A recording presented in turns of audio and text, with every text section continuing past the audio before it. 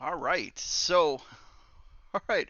We are on the final episode, I guess if you could call it, the final session of our Dead by Daylight series on Dead by Daylight lore. And what a fun ride this has been. We've talked about uh, the universe lore, we've talked about some of the entities' abilities and powers. We've talked about significant beings that have found a way of escaping or they have exceptional knowledge about the environment and realm of the entity. And we then, our next episode was about the survivors, chapters 1 through 19. And then the following Thursday was the killers, chapters 1 through 19. And then we went back to survivors, chapters 20 through I believe 27, I think is what we're on. And then this last night we're talking about killers, the final remaining chapters we've kind of picked some of the highlights. And so that being said, I want to welcome everybody and I thank all of the people that have been a part of it, the series thus far, and contributed. And so tonight we have Human and we have Ricky, and we're thankful that they're able to join us, and they've helped us every week. That's been really fun. Uh, but that being said, um, you know, I think the way that it's appropriate to ponder killers is to talk about their lore, like their story, right? The overview of their story, and then like the survivors, they're either going to thrive and escape, they're going to survive, but they're never going to get out, or they're going to eventually perish. But when I was trying to think of the killer criteria for killers, I thought, well, they're basically only got two options. They got murder and mayhem. Murder is they're ending everybody and the entity is pleased, and mayhem is all those little pesky survivors are scurrying around like rats, and they find a way of escaping. And so that being said, the criteria for killers is the option of murder or mayhem, and of course, all of their stories contain mystery and interest. So that being said, I finished a video game series. I think it's posted. Don't mind me, I got a lot of stuff happening, but I think it's been posted to YouTube already. But it's a game called The Casting of Frank Stone, which is in the universe of Dead by Daylight. And I'm not going to spoil the game, but basically what we would call the killer is Frank Stone. And at the very end of one of the possible endings, mind you that you can play it numerous times and there's different results. But in one of the endings, this is the conclusion of the game, and we'll watch the summary of what happens to this, and hopefully we get our audio in a good place. Our world is gone, consumed by a living realm beyond space, beyond time. Uh, Thanks to me. okay, so I guess we're Frank. Yeah, I can hear the clinking of the metal. All right, so we're Frank. What do we got happening? Are you serious? And so the one of the endings in the casting of Frank Stone, Frank finds a way of being resurrected, and he's now alive again. And as we just saw in the video, at the ending of the game, Frank is like, you know what? I need to find my next victims, and he's wandering through this forest. And at the conclusion of this particular video clip, we see all of the previously playable characters um, that have the opportunity of being around the campfire as survivors. And so that's kind of the imagery of what a killer might be when they're like, hey, oh, I'm not familiar with this place. This is different. Like, what do we got happening? Or they're wandering through. And in some cases, the killers are not inherently aware of where they are. They can sense the evil of the entity, but they don't know where they're going to end up. And just like Frank Stone a moment ago, he was like walking through, and then what did we see? Then off in the distance, he's like walking up, and then he sees a campfire, and that would be the edge of the forest that the lore talks about when it says that the killers are waiting to be summoned to the next trial ground match. And so that was a video that I think kind of illustrated that fairly well. Our One thing I want to point out real quick is Yeah. that in that clip Hmm. talks about a place outside of space and outside of time, Right. which I think is important to the lore of Dead by Daylight because it suggests that not only can the entity pull from multiple other universes, but the entity and his realm aren't in any universe. Yes, that is definitely something that we've discovered. But yet he has the capability of going from universe to universe. Like what's the Muppet in the that Marvel's movie? Not Thanos. The Sil- girl? no, the Silver Surfer. The Silver Surfer is the sidekick for Galactica. That's his name. And so Hmm. we basically have this entity that's uh, basically drafting all of the survivors, the most capable survivors, the most capable killers into their own personal like Hunger Games, and then all while destroying the future of the worlds they find and discover. And so yes, you are correct in a sense. They are like kind of outside of the realm of like a single universe, and so it's uh, last episode I think we showed a screenshot of a book that was found in Frank Stone called the Omniverse, and that being a part of the Dead by Daylight lore gives us an explanation that there are many timelines with many possibilities, and the entity can basically just have access to any of the timelines with any variation of any people. So, for example, Mal might be dead in one timeline, but Mal survived some chaotic event and is still alive in another timeline. And so it's possible that because there's all these parallel running timelines with sometimes subtle changes and sometimes very big radical changes, that the existence of all of the scenarios is present, and so there could be an untold number of universes with an untold number of positive and negative realities about each of these characters. Like our first example, in one of it would be supposed that although we know the artist is a killer, in another timeline, their story might have been different, and they would be like a person with a better story and maybe would have been considered a survivor type character. And so everybody's story has many possibilities, but I think you're right, Ricky, on that. The entity really is outside of what we would call a traditional universe and has access to many. So our first our first victim, or rather killer of the night, is the artist.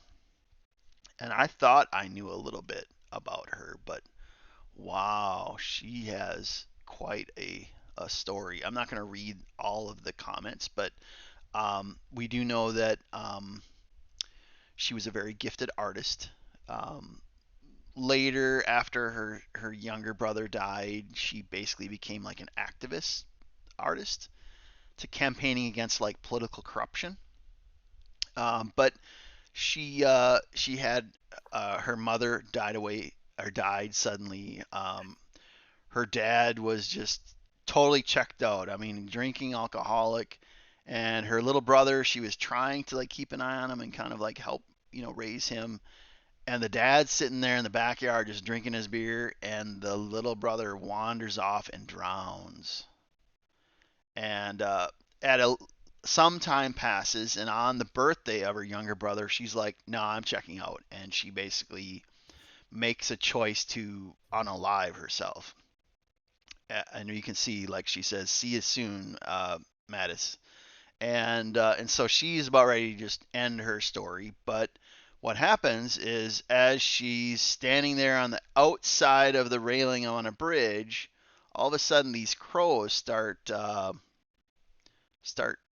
circling her, and they start landing all around her. And I can imagine they're probably squawking and looking at her and looking around, and she's like, "Well, what the mess is this?" And I think the point here is that um, the crows inspired her to live on. It said for the first time since Mattis had died, uh, Carmina did not feel alone. She returned home, giving life another chance. So she goes on. Her story continues. She takes up political activism against like political corruption. And as her story continues in lore, she meets basically her match, and she gets kidnapped by this, I believe, was a corrupt congressman. Go figure. And whether it be himself or a henchman, I forget the exact detail, but basically she gets kidnapped, her and some of her activist friends, and the guy like cuts off her arms, like her hands, cuts off her hands, and says, "Well, try like painting activist artist work now." And then she like, she counters back, and then he like cuts her tongue out.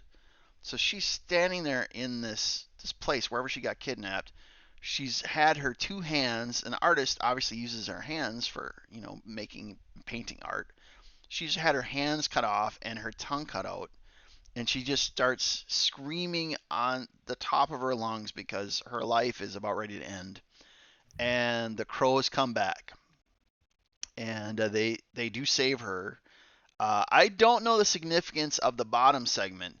The black feathers fell on is it Carmina's bleeding arms. I don't know whether the magic of the crows gave her her artificial arms, or if, like, I don't know the significance of that. Maybe you guys can speculate later. But as she's standing there, she's obviously in physical duress. She's screaming. She's in physical pain. The crows end this guy right then and there. And then I thought to myself that she originally could command the crows, but then it continues on that the crows move on to her friends that are on the ground. They've been kidnapped as well. And the crows start ending her friends, and she's like freaking out. And she reaches the conclusion death is coming, and again, and it was her fault.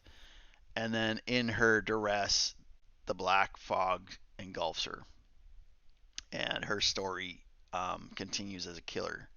So her start came from massive trauma, and I do believe she was courageous before she was taken by the entity, but she had tremendous guilt, hatred, anger, anguish, and these are all emotions that the entity would have fed on. And so, that being said, uh, what do I think? Physical capability. Um, I I think she's like a normal person. I think she's a normal person physically.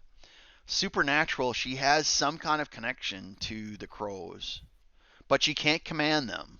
Like in the game, she can command the crows, but in the lore, they just do whatever, right? They save her once, they save her twice, but then they end up like indiscriminately killing her friends right there in front of her. So she doesn't completely control the crows. It appears that she can just, her emotions summon them, basically, sort. So is she going to be like murdering everybody left and right? I don't get a strong vibe.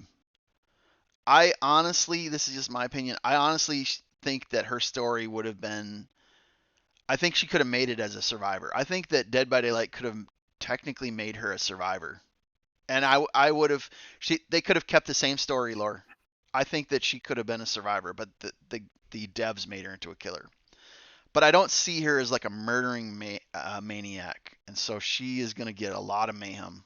I think she can't control the crows. She's normal. She does have some kind of supernatural connection with the crows, but she's not murdering people like some of the other killers. I see her as a low, from a lore perspective, very low tier But what a sad, tragic story. I actually feel sorry for her based on her lore. What do you think, Human? What do you think? Murder Mayhem. I would also agree mayhem. Her well in the game her power isn't great. But for physical, she's like slightly enhanced with the what I assume is an ink arm, like because she's an artist. It's probably ink instead Okay.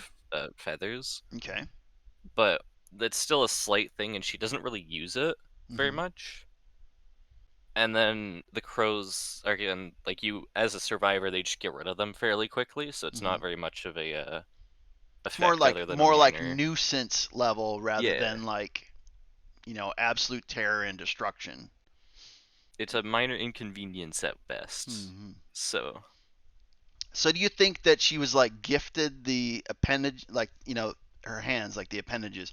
Do you think that that's like a gift from the crows? Because we know crows are a part of the entity's realm. Like crows are his animals and pets. So do you think that like the fact that she was gifted, she can't speak. And if you hear like whether she be in the lobby or in game, she can only like not scream, but she can't verbalize like with the tongue. But she does have like some resemblance of hands. So do you think that that's like a gift from the entity, or do we think that that's like somehow connected only with the crows? It's on a quick Google search. According to their AI, the ink arms are supernatural replacements provided by the entity. Interesting. Okay, so this would be like the entity is like, hey, Maurice, like, sorry for blinding you. I'm gonna make it right. Okay, that's Yeah. interesting. Interesting. So we got mayhem from human. What do you think, Ricky? Murder I'm mayhem. gonna I'm gonna agree mayhem. I think that in 99% of cases, the entire drive to kill is the crows that come with her, not Mm-hmm. her. Um, I think the only exception to that is if the entity is playing mind games with her and convincing her that, oh, these survivors that that I'm putting you up against are also corrupt politicians, knowing her history of hating corrupt Okay. politicians. So I think Interesting. that's the only way in which she actually, has the drive to want to just go all out and murder every single one of them. Hmm. Um, but outside of that, most of the killer instinct is her crows, not her. And as Human mentioned, um, crows aren't that great at doing the whole killing thing. No, they Like, aren't. They really aren't. so I think, unless unless there's the off chance the entity has convinced her that um the survivors are corrupt politicians. Um, she is mayhem all the way. I don't Got it. think she. I think she very, very rarely gets a 4K lore wise. Yeah, yeah.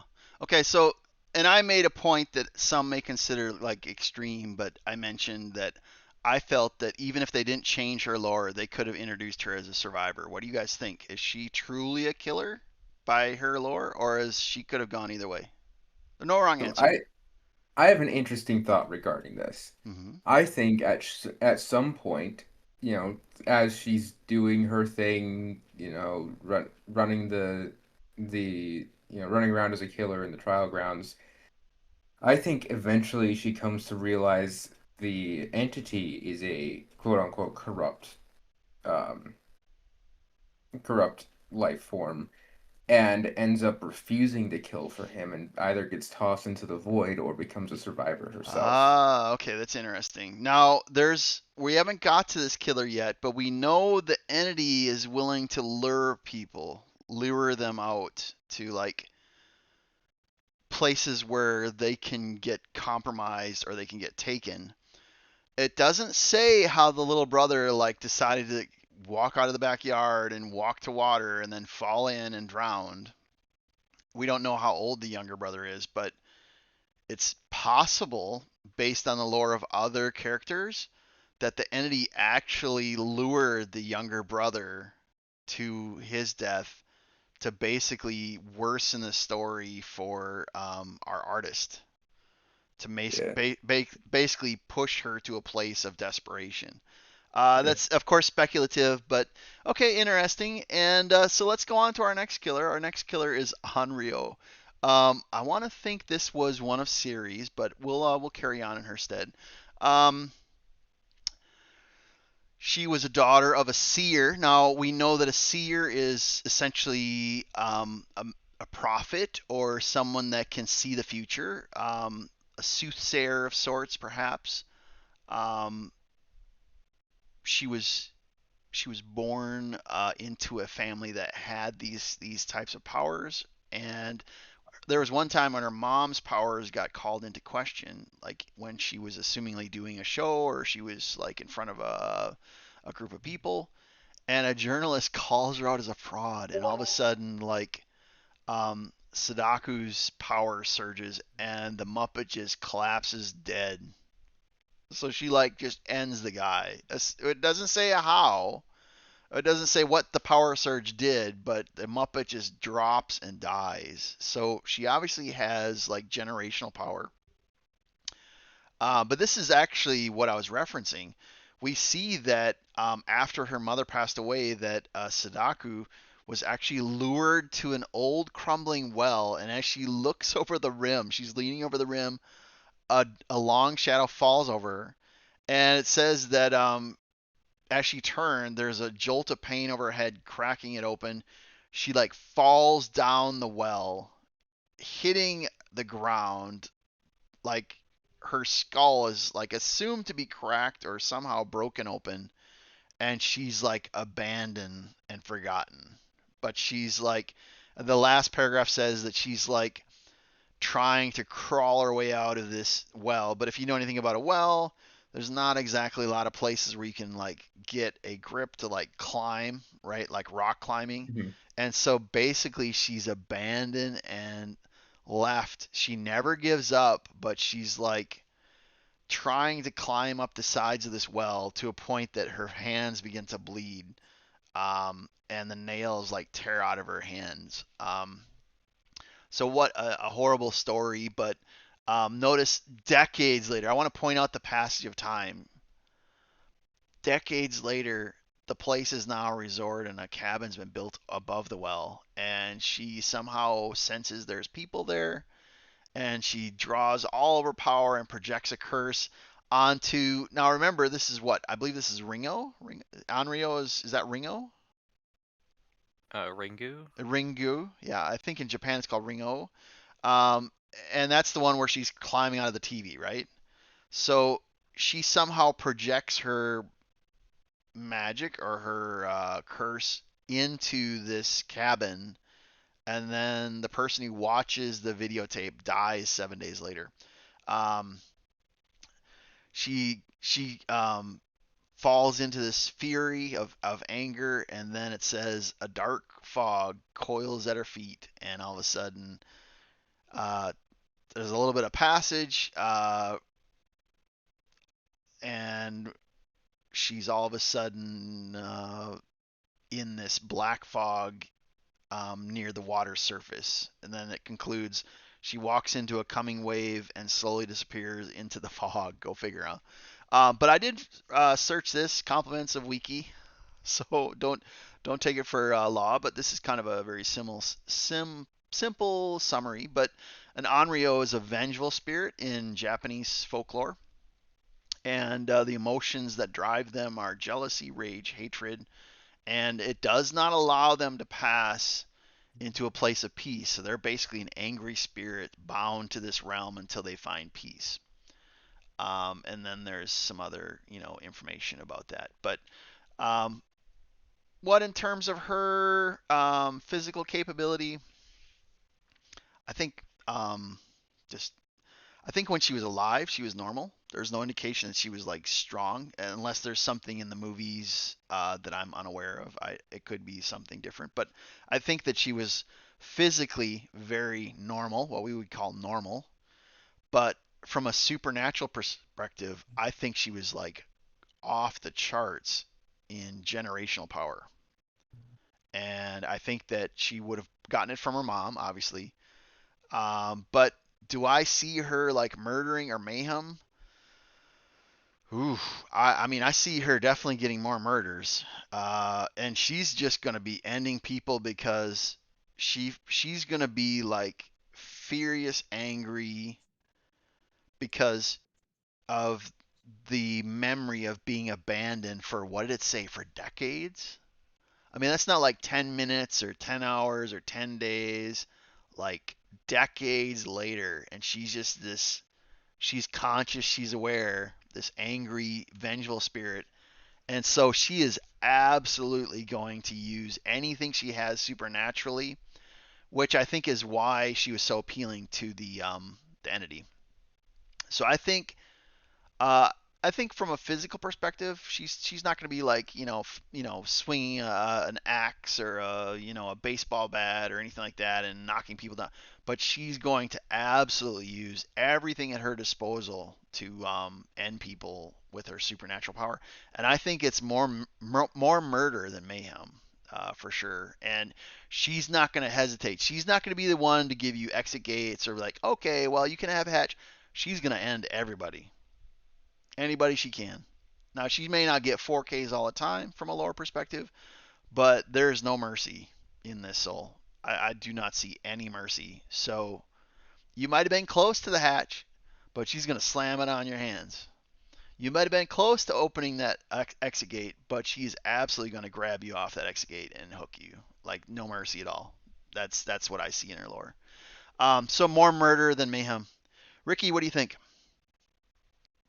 Going on to what I think, interesting. So we were talking about the movies that mentioned the Onryo. The specific Onryo in Dead by Daylight is based off of the Onryo from Ringu. There are three other movies depicting Onryos. One is called Ju-on: The Grudge. One is an American remake of Ju-on, just called The Grudge. And then one is called Sadako versus Kayako, which pits the Onryo from Ringu against the Onryo from Ju-on. So I thought that was just an interesting thing to note. Hmm. But given that Sadako Rise, the chapter she's from is Sadako Rising, it's reasonable to believe this is specifically the Onryo from Ringu. Okay. Um, but going on to actual thoughts on what she does, I agree. More murder than mayhem.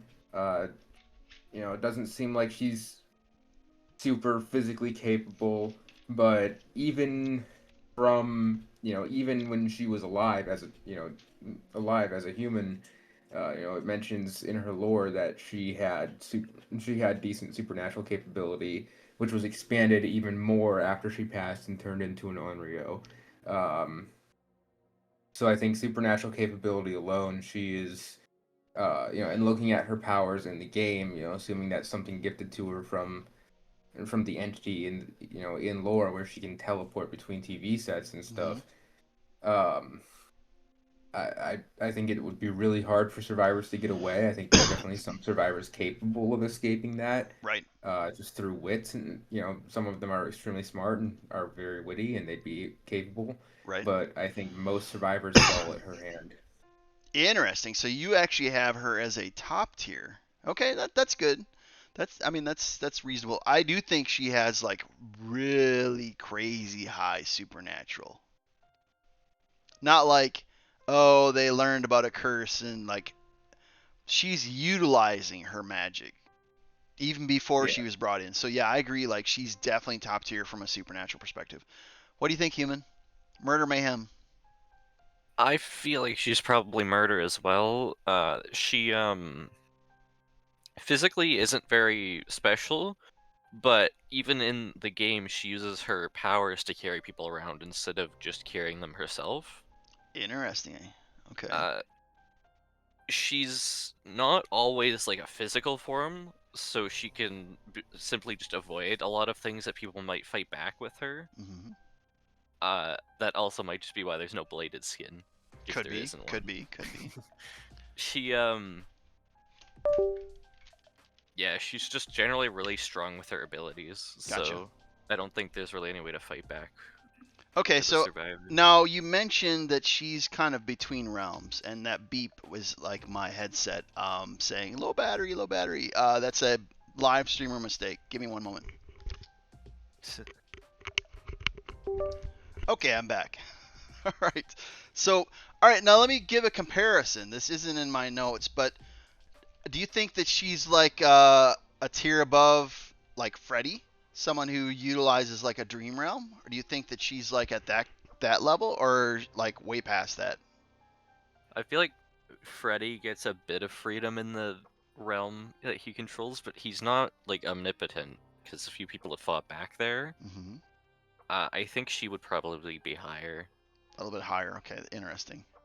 All right, Agree, what do you think? because with that, because she she has complete control in her, when she's doing her thing, she has complete control of her power. Um, and her power is, if she's able to affect people outside of the realm of her power, it's just as long as she can use her powers, which she can in any situation, as shown by her lore, she's a threat. Whereas Freddy is only really a threat to when in the dream world. Right. So I think from that reason alone, let alone the think that from that reason alone, I think she's better than Freddy. Okay. Um, I also think that her powers are just stronger than Freddy's. Yeah. In a one-to-one comparison, if you put them both in Freddy's dream realm, I still think the Unreal comes out on top. Yeah. That's the vibe I'm getting. Absolutely. Good deal. All right, so our next killer. Let me get there. One moment, please. Skull Merchant. I believe this was a series as well. I'm telling you what, like Skull Merchant, she does not play. So what's the highlight reel? She's very super intelligent. She was born into a very poor family, and basically her dad took on like, working at I think it was like a factory of some kind, but he also was like an artist, make drawing mangas. Isn't that like manga? Isn't a manga like a comic book of sorts, right? Just an ongoing comic book series. And the comic book series is about this little girl, and she's saving and protecting the weak with her quirky robot companion. Note that. And so her dad was a basically like a cartoon illustrator of sorts. When she was in school, she got in trouble for being violent in the schoolyard games, and eventually the lore mentions her dad like leaves the family.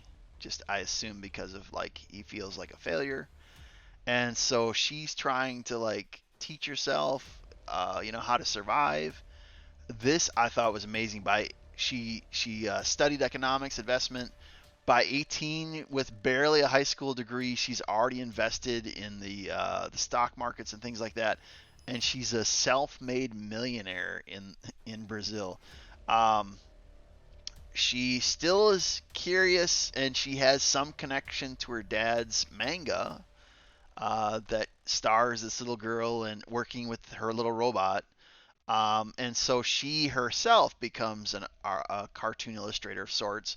It's not known whether she's like more gifted than her dad. It doesn't really say, but it should be noted as we continue her story. She now starts. She's already a millionaire by 20, and now she's starting to move her money to basically like further her success, right? So now she's buying small companies. She's basically gutting them out and then selling them. So she's basically buying a small little company, taking all of its capital, like she's just stealing all their capital, and then turning around and reselling the company as a shell, which does happen in real life. There are companies that do that. It's very unethical. But she, as I scroll down the lore, basically she finds this company that tries to push back on her buyout, and she finds the directors, and she tracks them with a prototype drone and dismembers them with a two-bladed weapon. And she gets the rush of being a killer. And then she's like, the company was her. Well, of course you ended the entire the board. There's no one left. you've murdered and taken the company. But it is interesting that the lore says this began an unsettling cycle. Swoop in on a business, destroy anybody standing in her way, and gut the company for maximum profit. And then she began to target bigger companies that had big name CEOs, and she just made them disappear. When she gets taken by the fog, she's about ready to take over this company. There is some kind of like employee that she wants out of the way. It's assumed maybe the CEO, I forget. And she like hunts the guy down, stabs him in the stomach, killing him. And then she looks around and they're like, "Oh, there's two witnesses." And she starts hunting down the witnesses. And in her mind, she's like, "Well, wrong place, wrong time." And she starts sprinting to kill the witnesses. She gives chase, her blades thirsting for more blood, and then all of a sudden the fog takes her. And then she starts her new chapter. But um, wow, physical capability, I think she's very fit. I think she's strong. She's relying on she's not relying on the drones to finish her victims. She's personally finishing her victims. I put her like at a very high physical level. I don't know about a Laura Croft or maybe that level. Not like athlete level, but she's like strong. She's getting a thrill, and she would be an adrenaline junkie when she's killing. So she's not only fit and capable, but she's like driven by the thrill of the kill. Um, I will admit this, and I maybe Mal was really tired and I just kind of missed it. I didn't catch where the Skull Merchant name came from. I don't know if that was one of her colleagues or one of the companies she took over. Oh wait, inspired by the dark manga created by her father, the dark. Okay, so that's a character in one of her father's journals, and so she took on the name of one of her characters. Interesting. Okay, very good. Physically, I'll tell you what, she's like very physically capable. Is she as strong as like a strong guy? No, but she's a very strong lady. And in terms of supernatural, no supernatural connection. Um, I think it's a 50-50. She does not appear to have any connection to the supernatural or any advantage. It's all technology driven. So I see it being like, kind of a 50-50. She's going to murder some, she's going to have mayhem, but she does not appear to have been given any benefit by the entity. And she does not have access to anything supernatural, which means it's all on her robots and her. So I think like mixed bag. Like some murdering, some mayhem, but she's definitely not like top tier because she doesn't have anything that she's tapped into for supernatural. Um, what do you think, human? I would say mayhem for her. Really? Her Okay. drones Mm-hmm. are not all that great, Mm-hmm. both tech-wise and in the game from what I've seen. Right. Uh, she herself isn't anything remarkable. It doesn't feel like the entity has really helped her in any way. She's just as she was. Right. So I don't think she's doing very well in there. Right. Um, what do you think, Ricky? Murder mayhem. Think, I'm kind of in the same boat. I think, around 50-50, but, maybe leaning more towards mayhem, like 52-48 mayhem Mm-hmm. type thing. I do think she's one of the rare killers where we talk about physical capability and supernatural capability. I think she's one where mental capability comes into the picture a little bit. Right, and we didn't actually have Um, this category, so you are right. She is like a yeah. self-made millionaire, and she has to have an outstanding understanding of economics and investments, portfolio management, stock market movement to be able to make a million before she turns 20. She absolutely is like crazy intelligent. Along with that, in her lore, she's taking on high-profile companies with high-profile CEOs, making them disappear, and just no one questions it. Right. I mean, so there's a level of stealth to her, operation as well, a level of mental warfare going on in her operation where she is somehow able to convince everyone in that room that, oh, the CEO's just on vacation and got lost. Yeah, that is so crazy that piano just fell on them as they were walking down the sidewalk. That is so crazy. Exactly. So I think there's a level of cunning that goes into her ability to kill that would apply to her ability to get kills in the trial grounds. And her ability to track enemy or to track her targets and stuff like that would play into it. But I still think just without any supernatural capabilities and any gift of enhancement from the entity, um, I think any survivor that is just faster than her Yeah. or more experienced at escaping death than she is at killing them, which I think given that she's chapter 27 is a lot of them. um I think they're able to escape on a regular basis. Interesting. Now, there's two other things that kind of came to mind. The first is she's taking over, like, she's starting to take over bigger companies before the entity takes her. But they're going to have security teams, which means you mentioned the stealth aspect. She's also either ending other entire security teams or out stealthing entire security teams in her adventure. Yeah. And Well, I do think it's very possible that she takes part in regular stealth and sneaking around. I think what's more likely is she does what I like to call heavy stealth, which is no one saw you if there are no witnesses. As mentioned in her lore, two young witnesses were seen, and she started chasing after them. yeah, It's just no one can see you if they're dead. that's kind of like in Assassin's Creed. Like if the guards are gone, I mean, they can't ring the bell for more guards. They're just yeah. Okay, that's interesting. And then the second other thing was I think that I think she has the drive to be like a great killer. Like she's Yeah. like she has the twisted mind for it, but I see her like she's just I don't know why the entity didn't give her anything. Didn't throw her a dog bone, didn't throw her nothing. What I Uh do think is, given her intelligence and her just overall mental capabilities, I think she's one of those killers that evolves over time. Interesting. And um lore wise, at the moment she's taken, and in her current state in game, Hmm.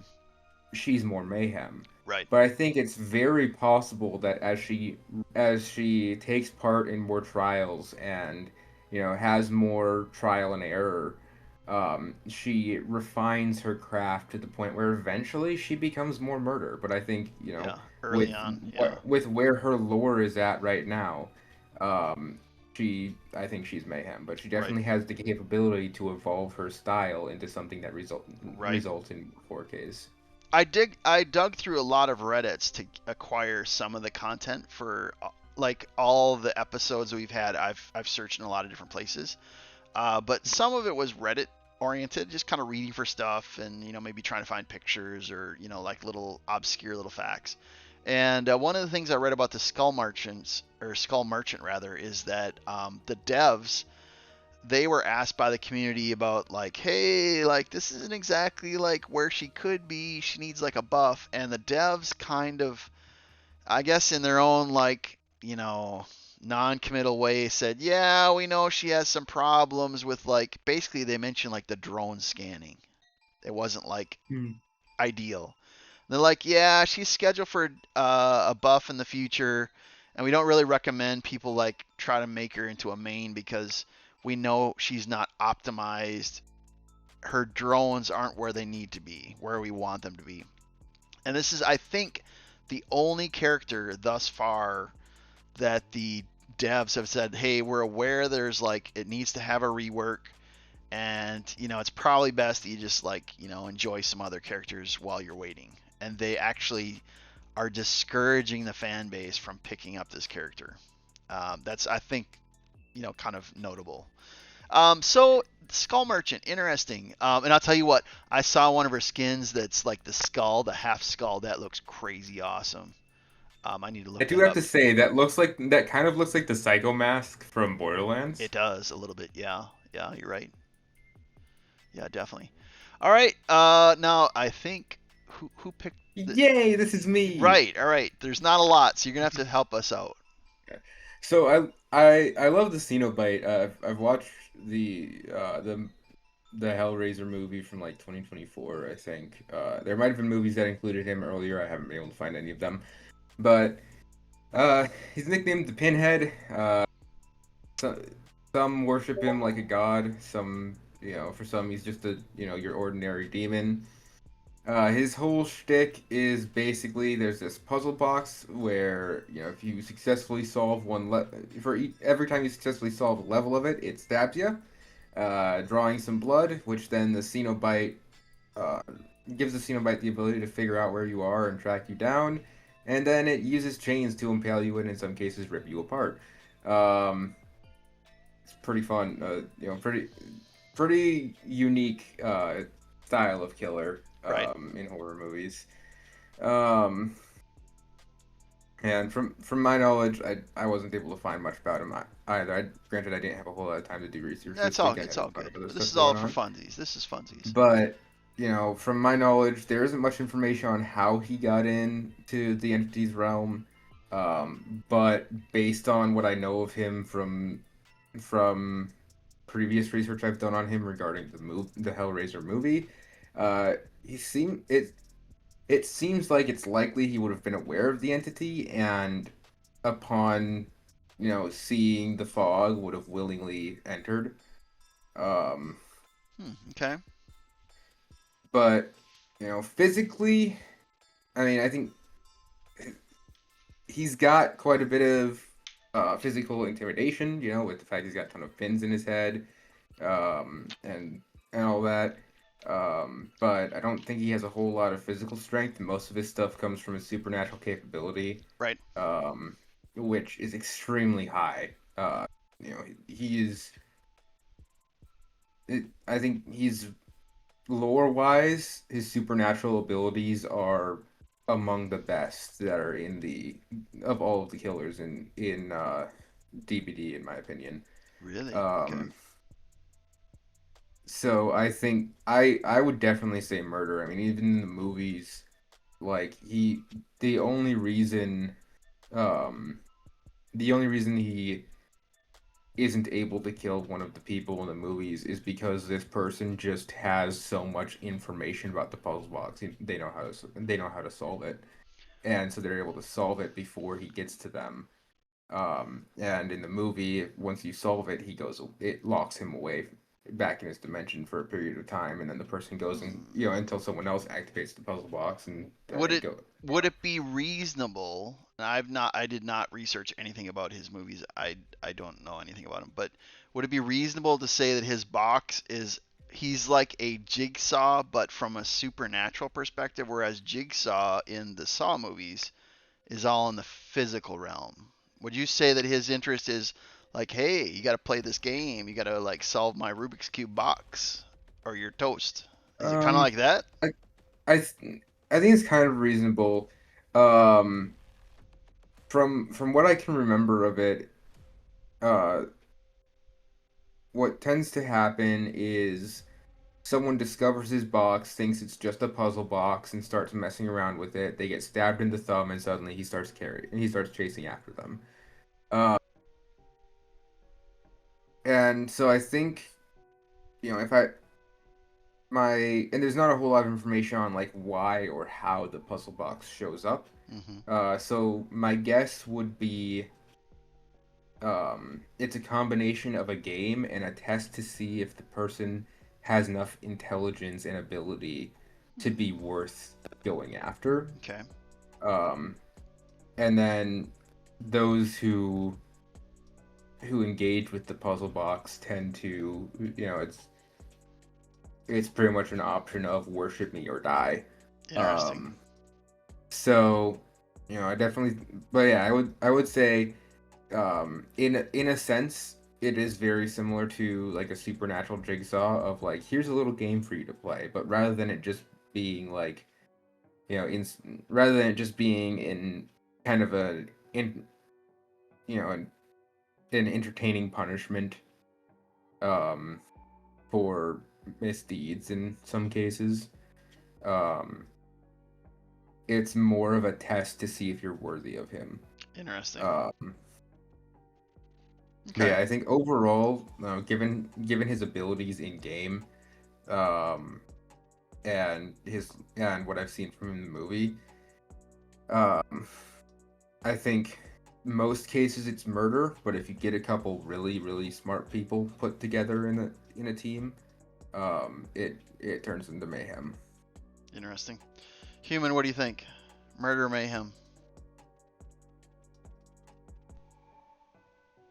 He might have Oh, stepped away. sorry. No, that's fine. Something's come up. I have to go right now. Let's I go. hate to be the No, guy no, to do no, no, no, no. this, It's all good. No, it's but all good. Okay. But thank you for it joining is us tonight, and Thank you you for have a great joining us. night. Be good. okay. By the way, I do think it's a murder. Just Right. before I go. Okay. All Okay. right. Have a See great ya. night. Be good. See you later. And we're thankfully Human was able to join us. He was with us like all the sessions, but we can carry on. We can carry on. But you know the lesson is, if it's not your box, don't play with it. It seems Exactly. like the adventure only starts after someone picks up and is like, "What's this?" Yeah. Yeah, yeah. So I think that he does have obviously a strong supernatural connection. And let me just write a message. Have a wonderful night, and we're thankful that Human is able to join us like each of the nights. Um, and so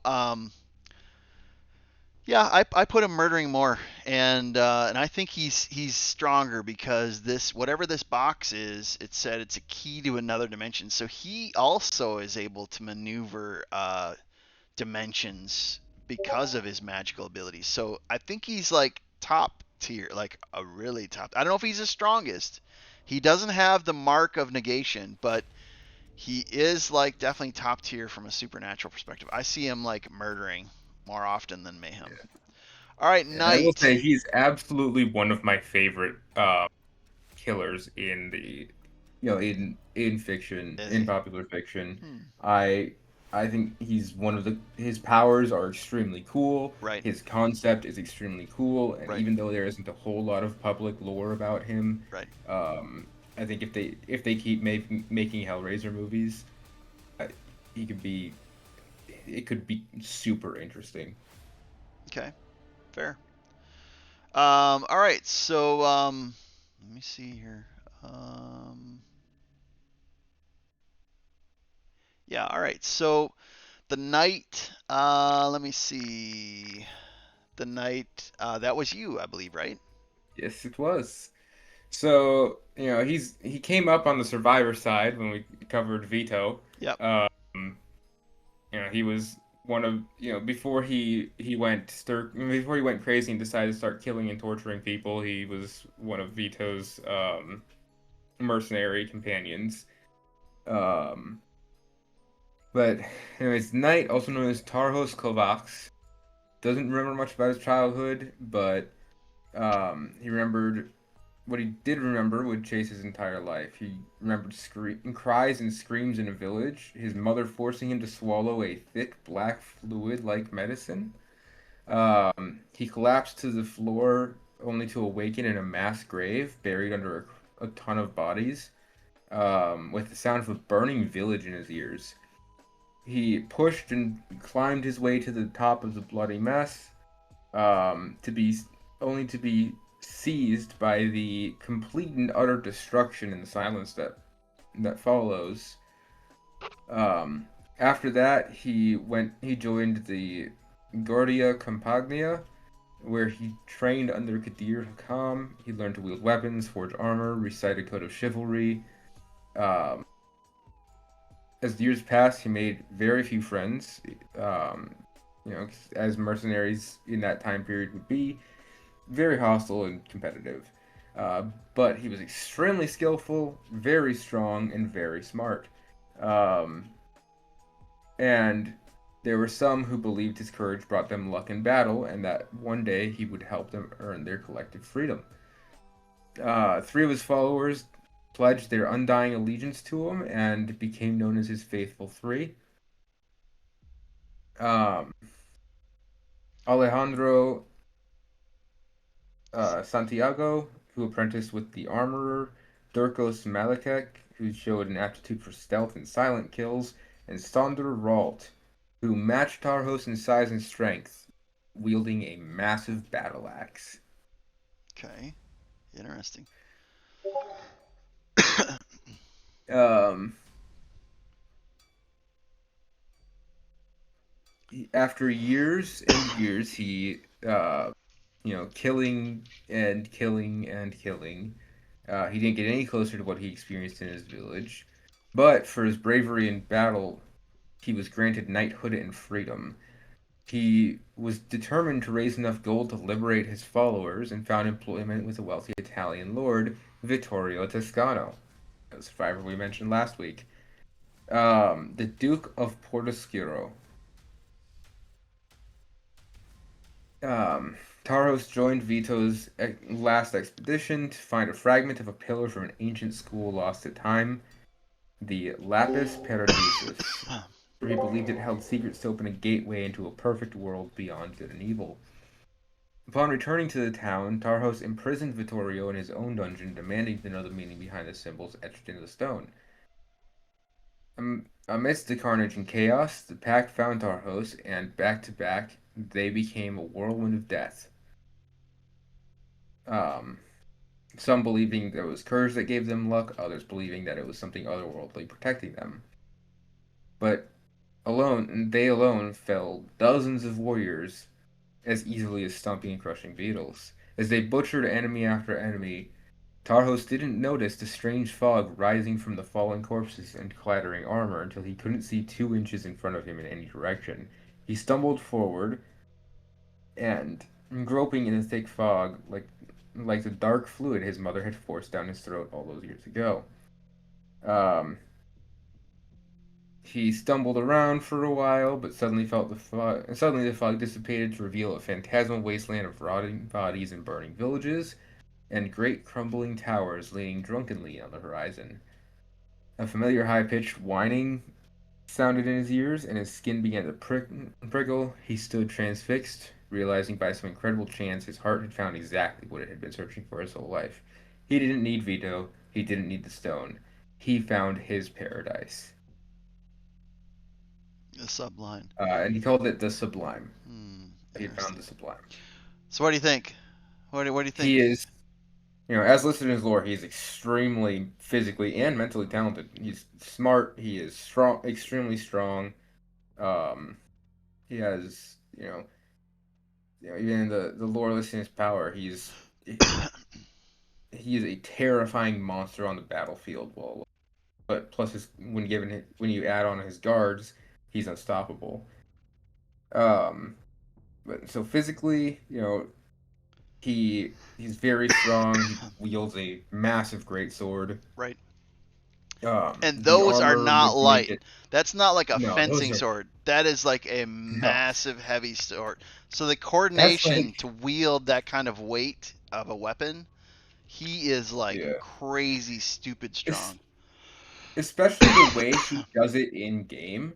He wields it like a long sword or a short sword, Oh, really? which is incredible. Yeah. It's insanely Yeah. incredible. Like, I have some experience with swordsmanship. A great sword is basically just used like a bladed maul. You are spinning it around, slicing at enemies who are far away, Right. using the momentum to change directions and to do damage. And he's just like, nah, swing it from the shoulder, which is what you would do with like a long sword or a short sword. Right. It is incredible. That takes some incredible strength to be able to control a great sword like Yeah. that.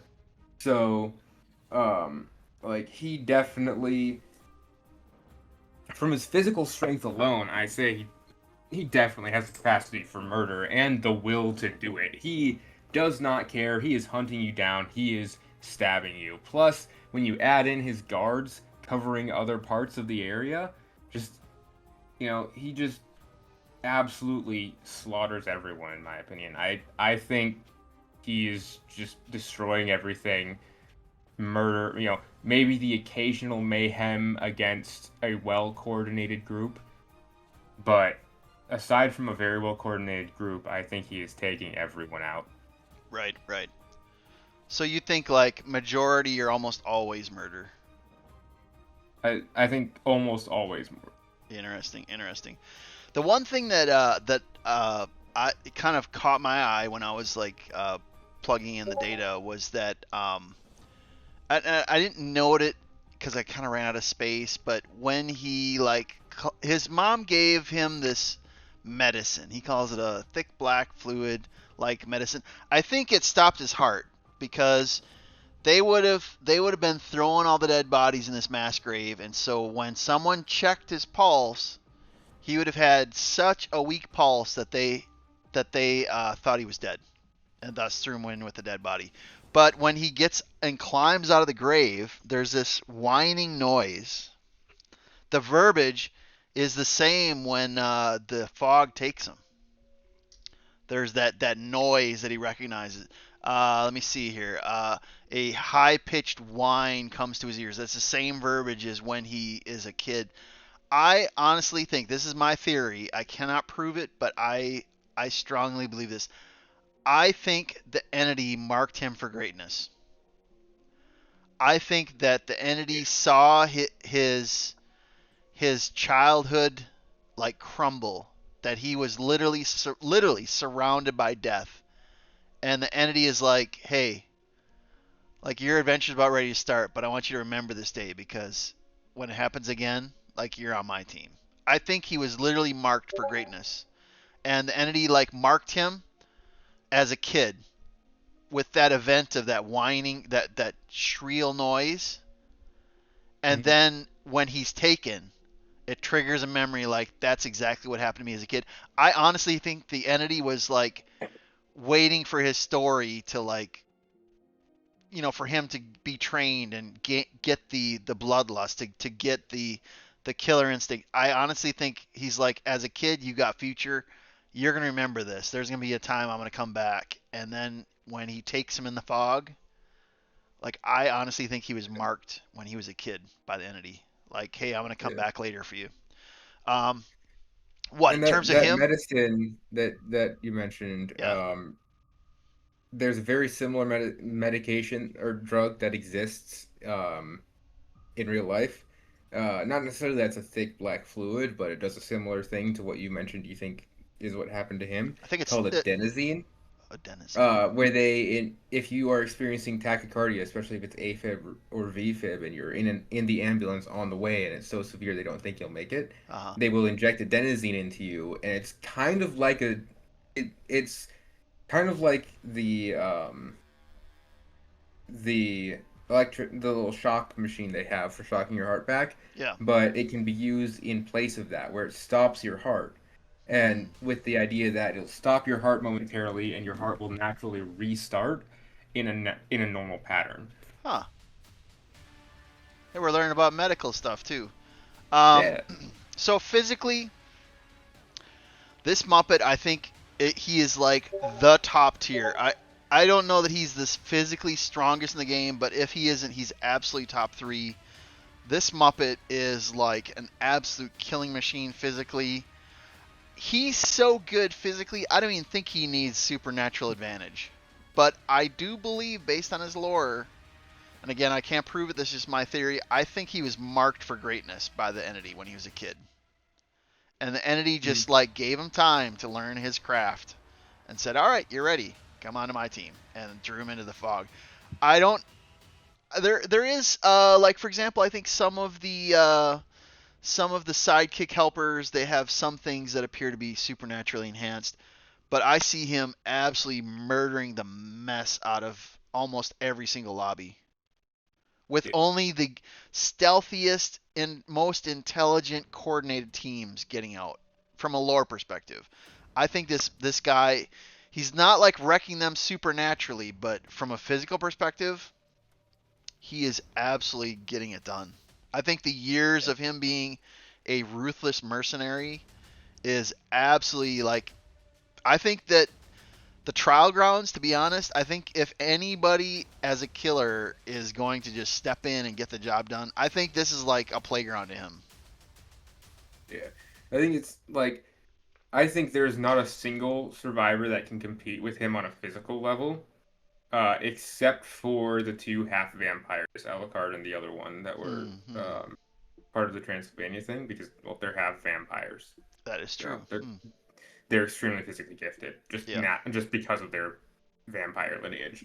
right. But I think aside from those two, there is not a single survivor that even comes close to physically competing with him, which is why I think, it's only the smartest and sneakiest survivors when working as a well-oiled team that can escape. Yeah, I agree with that.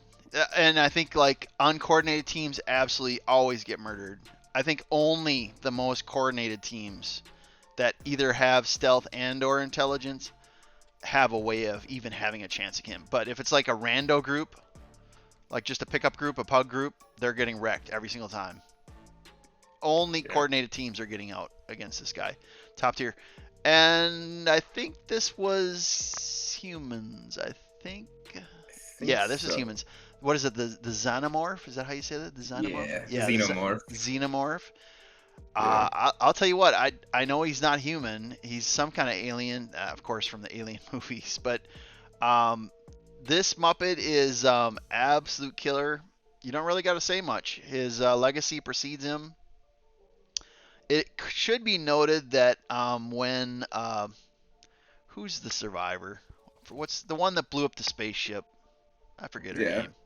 Whoever that was, when she like airlocked, just vented the airlock, it would seem that he would be killed by the vacuum of space. And guess what? All of a sudden, like the entity's like, nah, why don't you come my way? And like takes him into the fog and he saves the xenomorph. So physical capability, I think that from a non-human perspective, he might be like the top tier in terms of raw speed, raw power. Um, I don't know that he thinks from an intelligent perspective like a human would, or if it's just primeval, just raw instincts. It doesn't appear that he has any supernatural capability other than I think he can.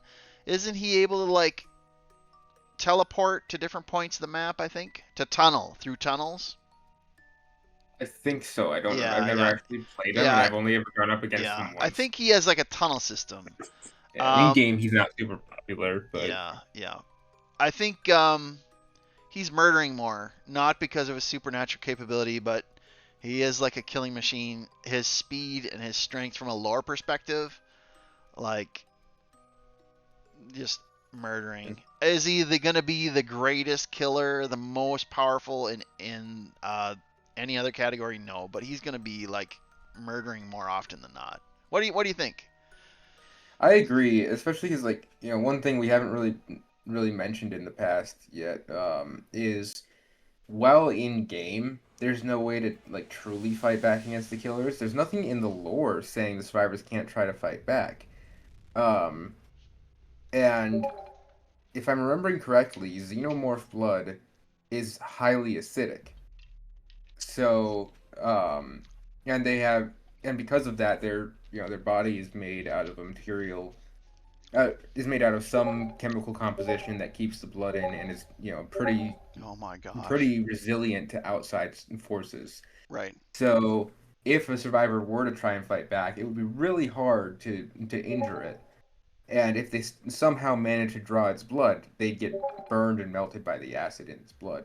Right. So, for that reason, combined with its speed and strength, and just what I've seen from the xenomorphs in the couple Alien movies I have seen, I think there's no escape. There's no escape. I'm trying to figure out what's blowing up my Discord right now. I don't know. Like I'm getting all these Discord beeps, but they're not all coming from one place. I don't know. Like that's weird. But anywho, I do remember a movie that came out a while back. It's really old now, but I think it's called Alien versus Predator, and the Predators are like they're like the hunters that go around the universe like hunting the greatest of prey. But it should be Yeah. noted that the xenomorph Like they could go toe to toe with the Predators. Yeah. So these Muppets are like And they're not not only are the human. predators extremely strong and fast, the predators also have a lot of tech. A lot of Yes. tech. So So, the fact they're going toe to toe with the Predator, like group, whatever they are, tells you that like from a universe perspective, these Muppets are taking on everybody and they're winning almost always, even against the top tier of everything. I think only the superior supernatural characters could beat them, but yeah. anybody else is losing against them. All right, so this one was one that I kind of I picked up. Vecna. Go. I know that human probably would know a lot more about Vecna, and I'm gonna give the highlight reel, and I'm sure there's way more. You're welcome to elaborate, but this character, I personally believe that this is the most significant, most important killer to Dead by Daylight, and the reason why is um, I think that from a power scale, he is the only killer to get the mark of negation, which is basically like a nerf by the entity. This Vecna was so powerful that when he entered into the fog, um, the entity is like, nah, there can't be two of us. Like if you're gonna come into my house, like we need to bring your power levels down. And he basically like nerfed the Lich, but from a perspective of like lore, um, what is it? The Demogorgon is under the control of the Lich. He is associated with like the D&D realm. The two bards that I joked about, like I would absolutely end them if I had the opportunity. That those two, Yeah. they found his tower. And the curious thing is, in terms of his lore, he was a young wizard that was like very very gifted. He learned like every single school of magic, like that would take like other magicians like years to learn. He's like, oh yeah, I got that one. Okay, yeah, I got that one. Let me read those books. Yeah, I got that. And he was mastering every single one until um, it got to a point that his mom, and it doesn't know, we don't know much about his mom, but she was executed for witchcraft, and it's possible that some of his power bloodline came from her. So it's like generational power. And the one magic school that he chose to focus on was necromancy, the magic of life and death. Time passes over the centuries, so now he's like beaten, like aging, because he's a lich, right? Undead. He takes his power. He's the lord of the rotting tower or rotted tower or whatever. And he did find via one of his servants. They found like a little torn page out of a tome, and he's like, "Huh, there's a dark magic about this." And he literally stopped everything that he was doing and spent an unknown amount of time like thinking, pondering, studying, analyzing, researching this one script that he sensed had an extremely high level of dark magic, aka from the entity. And he's like, "Nah, I'll tell you what, you got problems, like you go fix the problems yourself. I'm gonna stay in my library and solve this." And basically he stops being this evil lord to basically research what he thinks is a greater evil. Um, he only occasionally would leave to like research disappearances that he found interesting. Not that it was that he was creating the disappearances, just that in his realm, some evil was like causing people to disappear, and he's like, well, they're not like disappearing because of me. Like, what's the mess? And he would research. He never could figure out what's taking all these people. And I didn't highlight it, but he said, to what end did they need all these bodies? What evil is taking all these people that I don't even take? And one night he had an epiphany, and he replaced the word dying with disappearing, and then all of a sudden all of his research kind of fell in line when he interpreted that correctly. And then all of a sudden, we see that he reads the parchment with this new understanding, this epiphany of understanding. He reads it phonically, just like the two bards did. And all of a sudden, the black fog comes in, and he's like, yeah, sick curiosity overcomes him. He drops his concentration, which I believe is, I believe concentration in Dungeons and Dragons is the action or process of you focusing on doing a successful spell. I think that's layman's definition understanding. So if you lose concentration, your spell breaks. So he's so overcome by what's happening, he drops his concentration, and then he's like, "No, I'm gonna let the fog take me." And he says, "Whatever it is, wherever it is," he understood the only way to harness it was to submit to it. And he's like, "All right, I'll play this game for a while," because he knew in his cold, unbeating heart, I love that its Dark Seekers would one day be his. If anybody's going to like say, you know, Entity, your time's up. This is my house now. The Lich is strong enough and capable enough, I think, to take on the Entity, like toe to toe. So one thing that you mentioned in his lore is that you think that part of it, some of his power could have come from uh, bloodlines. So D&D lore wise, wizards just get their power from research and from Oh, studying is it? Okay. magic.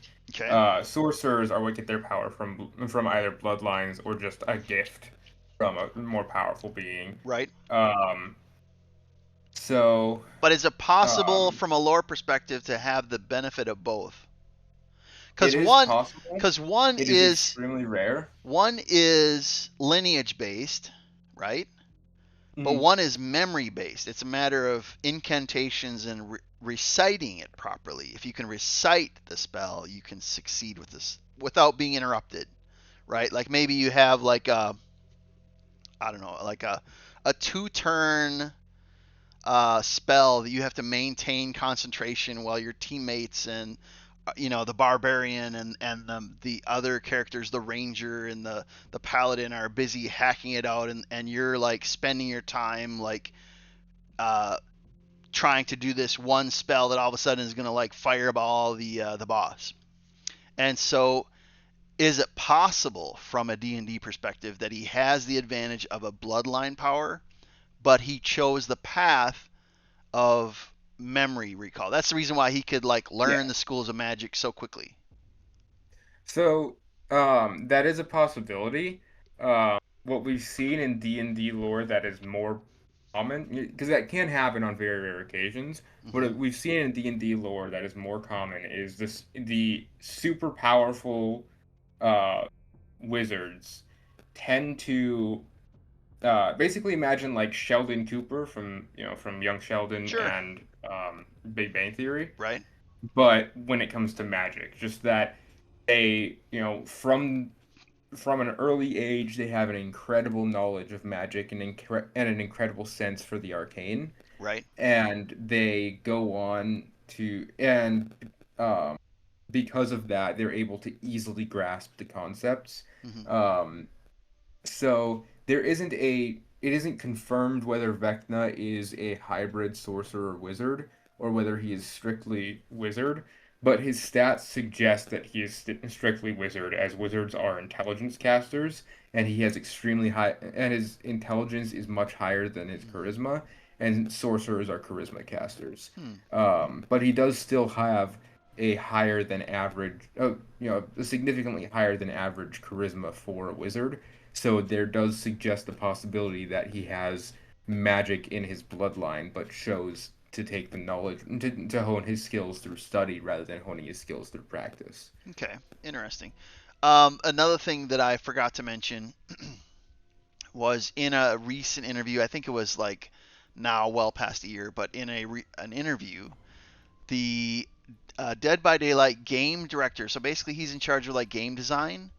Mateo Cote did a radio show, and it was brought up when he was talking about Vecna going into the fog that the basically the story developers created a lore device that they named the Mark of Negation, and the mark was given by the entity and placed on characters that it takes into the realm to nerf them somewhat in order to for them to have them in trials. Otherwise, they would be so powerful that they could just snap their finger and everybody's dead.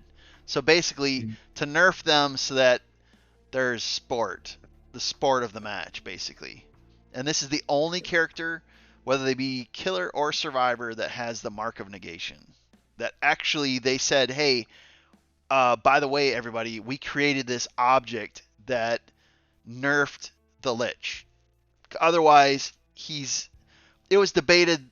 I think it's because the player base is like, hey, Vecna is like really, really top tier. You'd think that he would be as powerful as one of the ancient ones. Like, could he go toe to toe? And then I think they had to create this to like prove no, he willingly entered, but when he entered, and notice like in his statement, he said he knew whatever it was, wherever it was, he understood that the only way to harness it was to submit to it. And so I think he could have said, "Nah, I ain't going back. I'm gonna just leave the fog. I'm not interested." But I think he said, "Yeah, I'll play along with it," knowing that he either could find a way of beating this Mark of Negation, or at some point in time he was powerful enough just to like break through it. I think in terms of murder mayhem, he is absolutely destroying everything. There's not anybody getting out. Like, I honestly think from a lore perspective,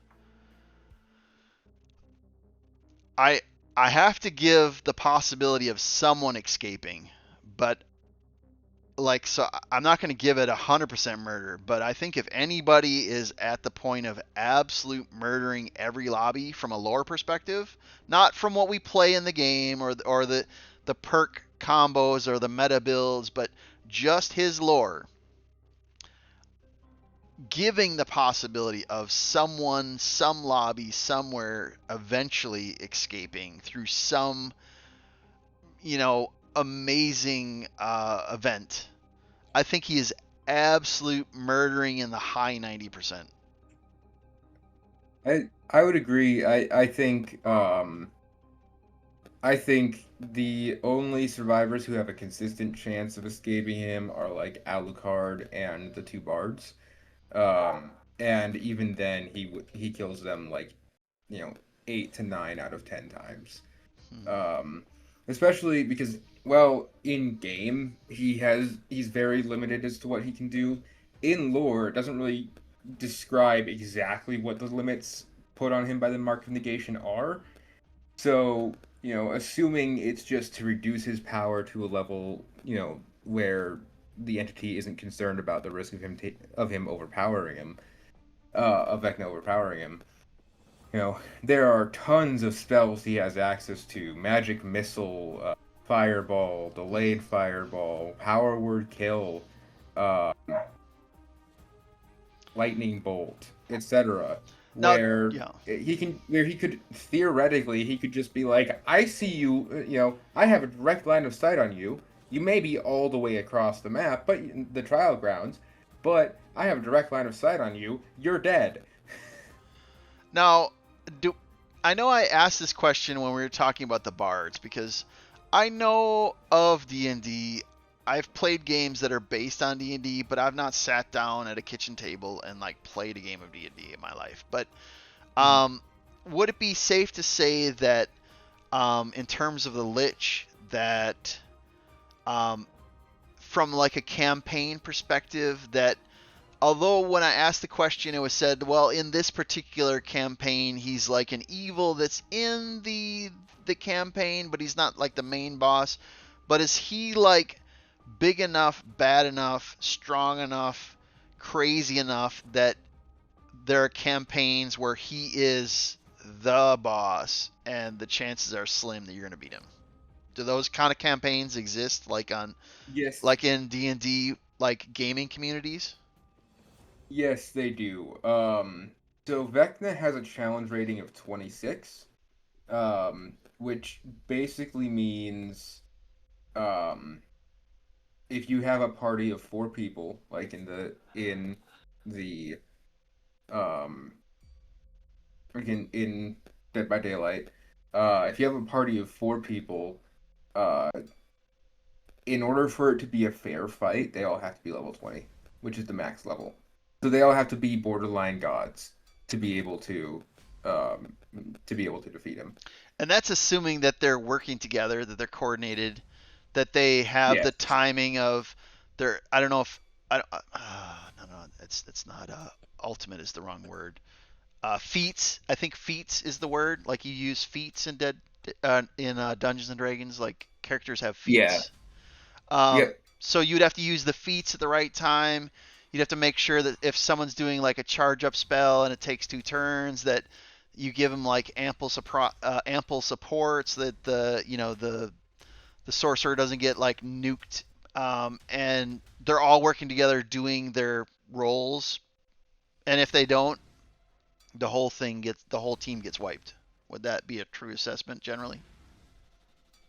That's generally a true assessment in a party of 4. You get a party of 5 or higher, it becomes, the risk Yep. becomes lower and Yeah, lower. yeah, yeah. But and one of the other interesting things about Vecna is one of his traits is if he is killed, his soul refuses to accept its fate and lives on as a disembodied spirit that fashions a new body for itself after 1d 100 years. So, anywhere from 1 to 100 years.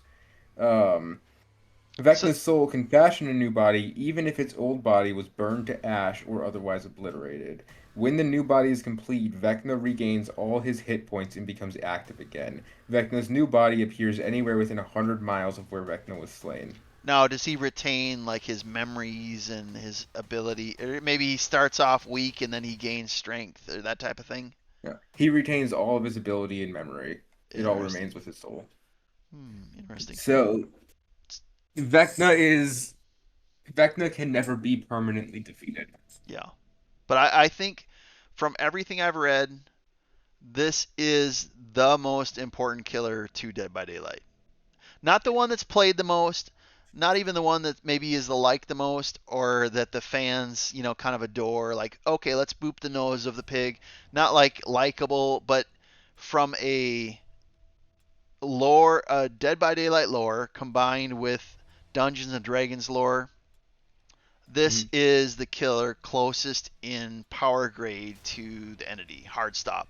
No other comparison. Yeah. Yeah. And the mark of negation that they had to create something in their story lore to say, oh, okay, guys, it's all right. We created this little gadget that can basically like act like a restrictor plate, and it's gonna restrict his power down, so it's fair and match. The fact they had to create something in their story lore to basically get the player base like off their backs to prove like no he's a killer and he's they kind of nerfed the entity nerfed him to make it a little bit fair for the survivors. The fact they had to modify their story lore tells us that this character is the closest in power grade to the entity, and from everything I've read, like I mean, I don't know how long Dead by Daylight will last as a game, but I would kind of like to see like a Vecna affected event at some point in time. That's just my opinion. So we do have to finish sometime tonight. So let's move on to the next one. I believe we have the Dark Lord Dracula. Yeah.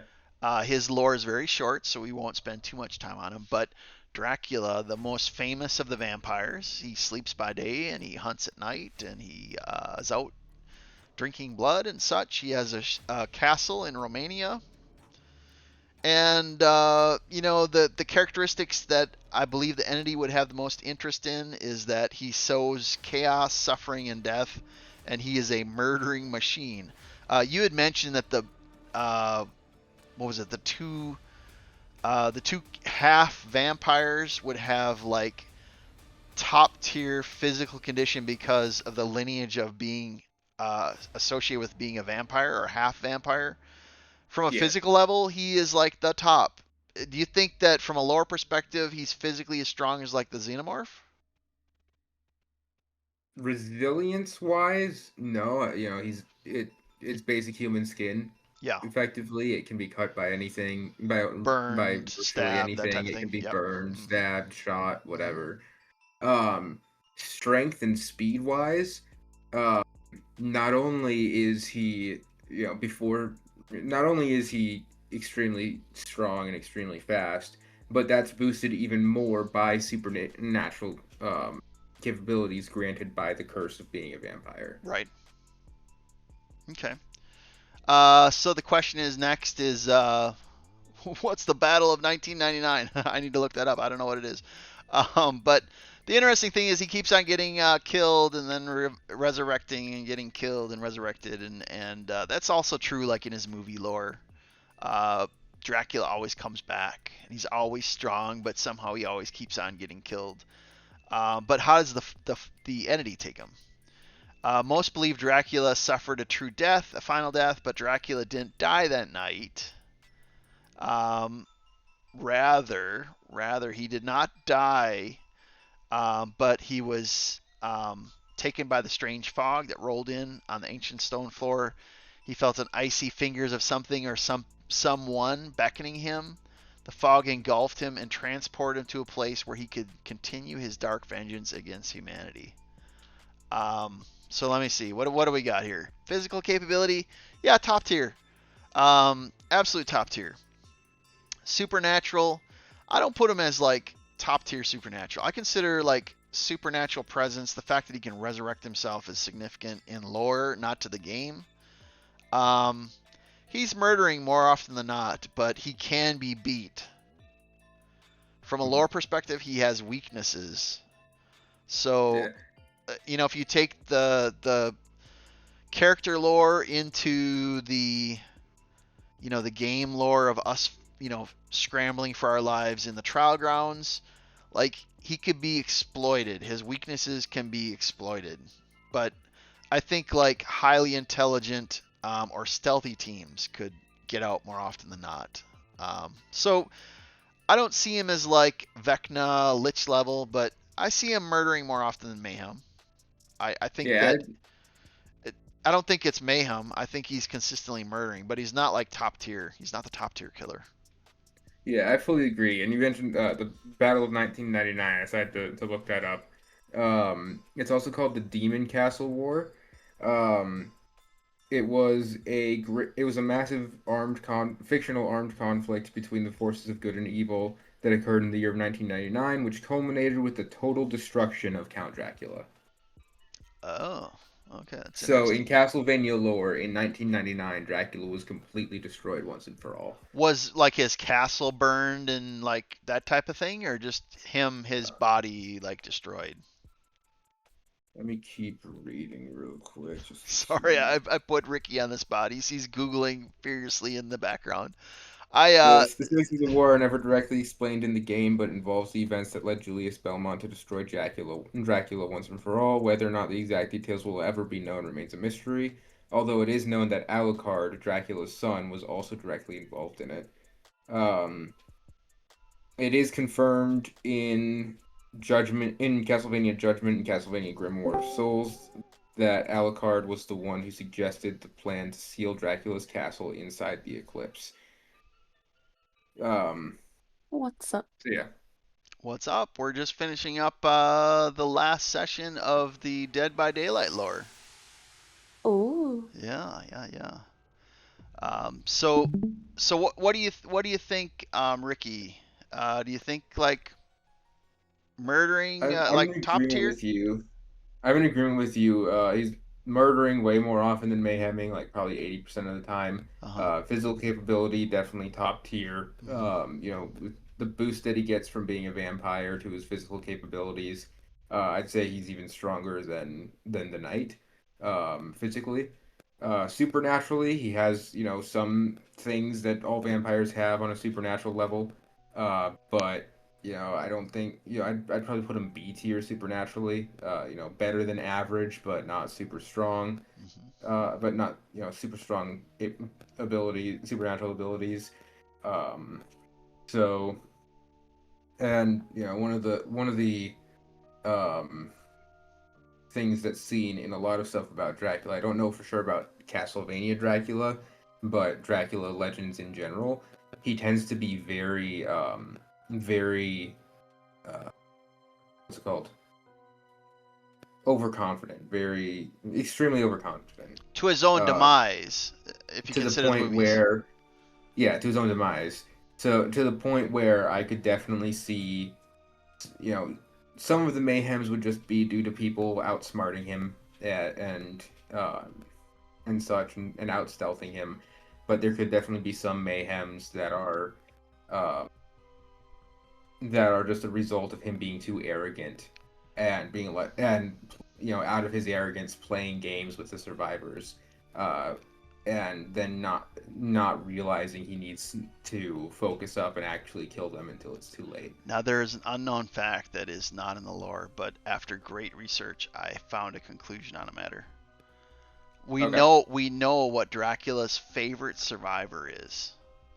It's not Okay. listed on the websites, but after a lot of research, I believe I found this to be true. I think he absolutely loves flashlight survivors. He is gonna Sounds about right. absolutely love the flashlight survivors. And yeah, so I think he's gonna murder more often than not. I don't think there's any mayhems, but there's definitely better killers out there. Leviathan, you joined late, and you might as well finish it out. We only got about another 10 minutes left in the live stream. But what do you think about Dracula in Dead by Daylight? Do you think he's murdering more often than not, or do you think the survivors are getting out more often than not? Um, I Oh, and feel like also this is Leviathan, and thank you, Leviathan, for joining. It's kind of a spur of the moment, but you're absolutely welcome. And nah, I what do just you got? got Your home. thought? What you got? What do you think of Dracula? Um, I don't like him personally. I feel like they could have made him a little better, Okay, so a little more balanced, I should say. okay, fair. So you think he's murdering lobbies more often, or do you think the lobbies are getting out, escaping more often than not? He's more so murdering. Yeah, he's murdering. Yeah, that seems like a common conclusion. So that's fair.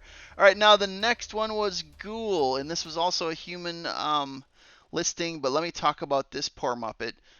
Ken, he was just a guy who was going to university, and he found this girl at this cafe. You know, that's the end right there. You find someone, and he's like, oh, lovey dovey, and he takes her out on a date. Listen to this. He works up the courage to ask her out on a date.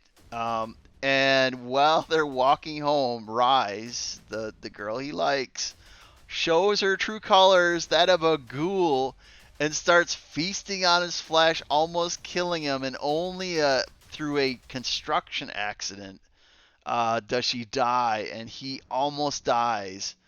Now, I don't know why and how the doctors would pick this, but in order to save his life, the doctors transplant Rise's tainted organs into him, and after the surgery, he becomes part ghoul. Poor Muppet just minding his business. He's just going to college, trying to improve his future, and he gets absolutely wrecked and becomes a ghoul. His story lore continues, and some of the local ghouls take him under their wing, and hey, this is how you control your urge to like kill and eat flesh, and you got to stay ahead of like the authorities. And as his story lore continues, there's this evil ghoul, especially evil ghoul named Jason, that basically tortures him, and it breaks him mentally. It should be noted that it was so diabolical that it broke his mind, stripping him of whatever was left human in him, and that changed him. He had no moral compass at that point in time. As we go on, how did the entity take him in the fog? He'd been dragged into the nightmare, and he walked out a powerful ghoul. Life took something from him, but gave him something. He considered what it would mean when he pushed his way through the heavy doors, and he barely noticed, rather, a fog pooling around his feet. He walks out confident that the torture of Jason is over, and as he observes his surroundings, all of a sudden he realizes that perhaps he's in a nightmare again, and the fog takes him. But he survives his captor, but now he's like a bloodthirsty ghoul. I think that the picture of this girl is Rise. I think this alternate skin is Rise. I could be wrong. I didn't verify that, but it would make sense that she's Rise, the ghoul that turned him. He is. And then this is another picture. I actually couldn't get a picture of his power, like from the internet because I don't know. It's a newer character. Who knows? Um, Physically, as a ghoul, I mean, like he's gonna be strong, supernatural. I don't think it's as crazy as some of the higher tier supernatural characters, but I think he's murdering more often than not. I think he's definitely murdering more often than not. Not like elite murder and mayhem, or murder rather, but I think I think he's at a place where he's getting more kills than they are escaping. What do you think? What do you think on that, Ricky? I think lore-wise, I'd consider him to be like a high B tier killer, like borderline A tier. Mm-hmm. Um, I do think that um, you know, I do think that his, even though he was stripped of what was left of his humanity, there, lore-wise, there might still just be like little semblances of it that pop up once in a while. So that might prevent him. There might be times where he questions why he's killing these people. Mm. Um, but physically, overall, he's got those little tendrils, tentacles, whatever you want to call them, Right. that help him out. He's able to lunge. He's able to hit people from long distances. Those are really He's able long to lunges too. Yeah. Yeah, and he's able to leap over pallets and stuff as if he was a survivor. Physically, pretty good, but nowhere near someone like, uh, not even close to someone like the Knight, physically. Supernaturally, same thing. Like, I think he's got some decent supernatural ability to him, but I don't think it's anything too overwhelming. However, I do think the combination it's kind of one of those like jack of all trades, master of none, but oftentimes better than a master of one. Right. And you can kind of see this in game where even in game his power alone isn't great. His perks alone aren't great. But you combine them together, especially with someone who has good game knowledge, and he was, and I don't know if he still is, but he was very oppressive for a long time after he was released. Right. So I think overall, he's murdering more than mayhem, Yeah. but Yeah. I'd say it's probably like a 60-40 rate. Now, I will admit, I don't know a lot about like ghoul lore, like monster lore. Um, and I think it was based off a movie or something like that, I think. Yeah, it's based on an anime called Yeah. Tokyo Ghoul. But And that's where it's kind of hard to bring monster lore into it because Tokyo Ghoul's version of Ghoul is mhm, very different than most other fiction right. treats ghouls. Right. You know what? When I read the ghoul and when I've seen him in game, you know what he reminds me of, and I know there's no comparison, but um, from the would be Marvel universe. Is that Spider-Man? Is that Marvel? Which one is Spider-Man? DC Spider-Man Comics. is Marvel. Oh, is it Marvel?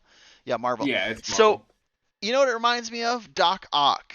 Remember him, the villain? Yes, yes. When I Doc Ock is first my favorite Spider-Man villain, no holds barred. when I first saw this killer, I was like, wait, is this? And then I saw, oh, it's a completely different character, completely different story. But the way they made the character, it really gave off a strong Doc Ock, Doctor Octopus from Spider-Man. Mhm. And I don't know if that was an inspiration graphically for the developers. I don't. It's unknown, but that's what kind of triggered a memory with me. And so yeah, it's interesting. I think he is going to murder more. I do think he's above average, but he's not like absolutely murdering every lobby. But I agree, the fact that he has above average physically and supernatural, he doesn't have any glaring weaknesses. That's I think that's his strength.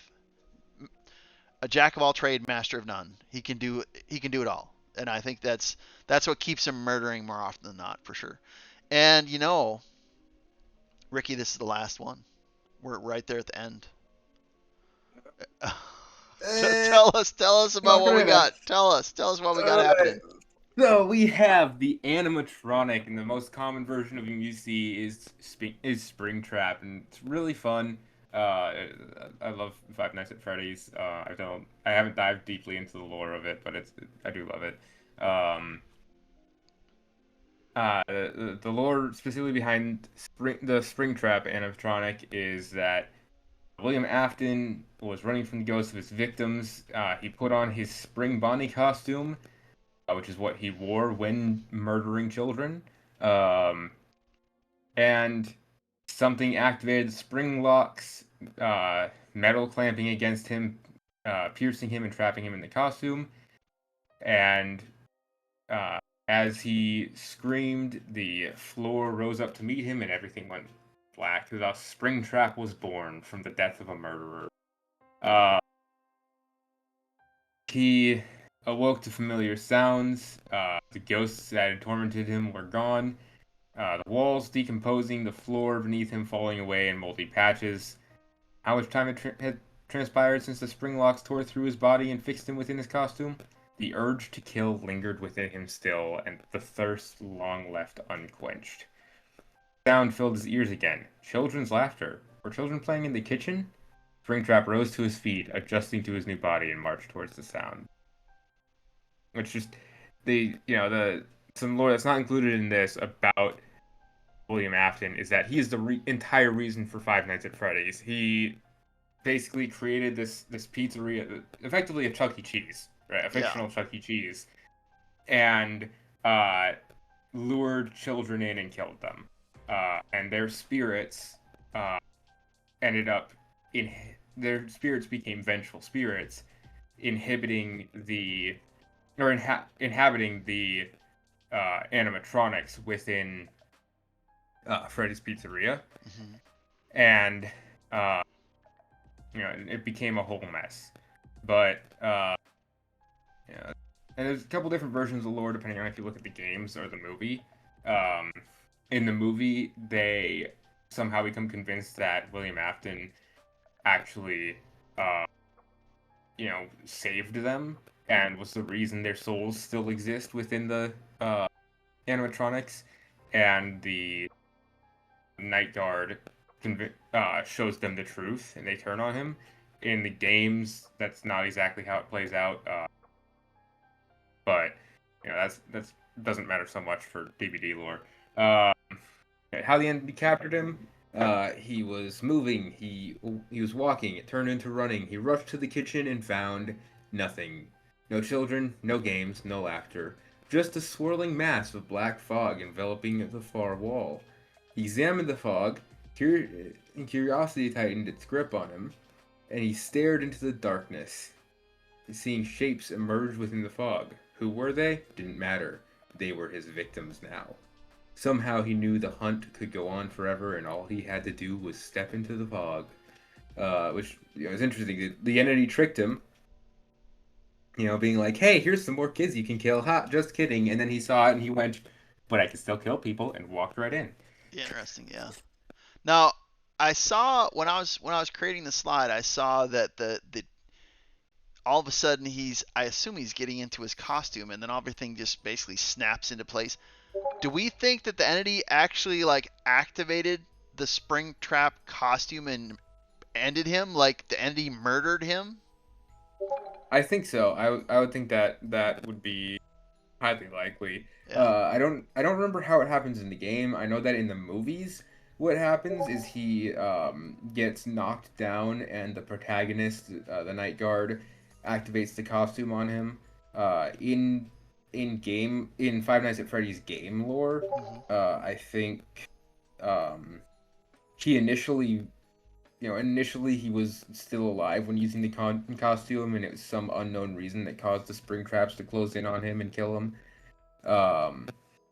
But for the purpose of Dead by Daylight lore, I find it high.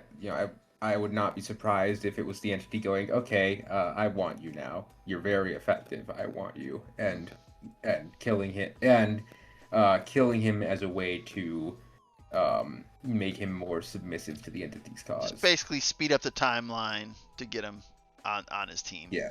Interesting. So what do you think? More murder, more mayhem? What do you see for the ratio there? What do you think?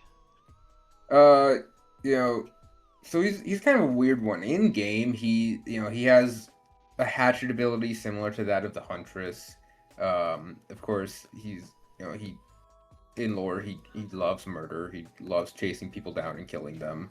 And of course, in game, so we can assume in lore he has the doors around the map he can use to very quickly cross from one generator to another. Um, I think due to that combination, uh, murder more often than mayhem, due to his ability to just transport himself across the map extremely quickly, his axe, and um, his general killer instinct. Especially given the fact that he's quite strong and fast in that animatronic suit. It kind of acts like a exosuit, boosting his strength and speed a little bit. Hmm. I think overall, he's murdering more often than mayheming, but I'd probably put him at a similar rate to the Ghoul, of about 60-40, somewhere around there. Sure, sure. I I I think he can very easily be outsmarted. I think a resilient survivor can take a few extra blows from him and escape. I think more often than not, especially if there's any semblance of teamwork, people are escaping him. I think he's killing more often than not, but when he's not killing, it's because there's some semblance of teamwork and a combination of some very strong and some very smart survivors yeah, yeah. that he's up I against. I put him like kind of 50-50, maybe a little bit above average, maybe a little bit more murder than mayhem, but he doesn't have any supernatural capability that we see, other than the entity like killing him in his own suit. Physically, I agree. He is essentially wearing like what we would consider an extra suit. Um, he has definitely a desire to murder, but I think even from a physical perspective, there might actually be some killers that are more physically stronger than him. Mhm. And the fact that he has access to no supernatural capabilities, other than the trickery of him being able to like have high map movement because of what the doors in Yeah. the control room doors or portals. I see him murdering a little bit more than Mayhem. So I agree with you, like a 60-40 mix, but he is not, from a lore perspective, he is not a top tier killer. Yeah, And I'd say he's like a high C tier, low yeah, B tier. to me, I think the entity could do better. If they were trying to create like an all-star team of killers for their, Hunger Games, animatronics is not on my list. I could think of other like story characters that I would feel would be more capable. I mean, we know why. It's a matter of licensing. The devs got the licensing to the story, but Mhm. um, I don't I don't think he's like a great killer. He's gonna murder more. We haven't really seen a lot of mayhem killers. We've only seen a few of Yeah. them, but he's just barely above average, and it's just because of that suit. If he did not have the suit, it would be more mayhem than murder. It's the suit that's getting him above average. Yeah, and I do think that his murder is brought down a bit because before he was taken by the entity, before he was dead, his typical target was children. Yeah. Very easy to outsmart, very Yes. easy to Yep. outspeed, very easy to overpower. Yep. Now he's going up against adults, Yep. some of which are very physically gifted, some of which are very mentally gifted. Hmm. It's going to be a lot harder for him to get used to that, but I think once he gets used to it and that's when it, like I think at the initial moment after he's taken, he's mayheming a lot. I think it's as he gains experience and learns how to fight, how to compete against adults and how to kill adults, that he becomes more murder than mayhem. Yeah. Yeah. Yeah. I agree. Like just above a 50-50 mix, but I don't see him as having a high ceiling. He's always Mhm. going to be like a C level. From a lore perspective, always like a high C. He's not going to be like mayhem all the time, but he's going to have to grow into the murder aspect. Like, he's not just like finding little kids anymore. A lot more Mhm. competition.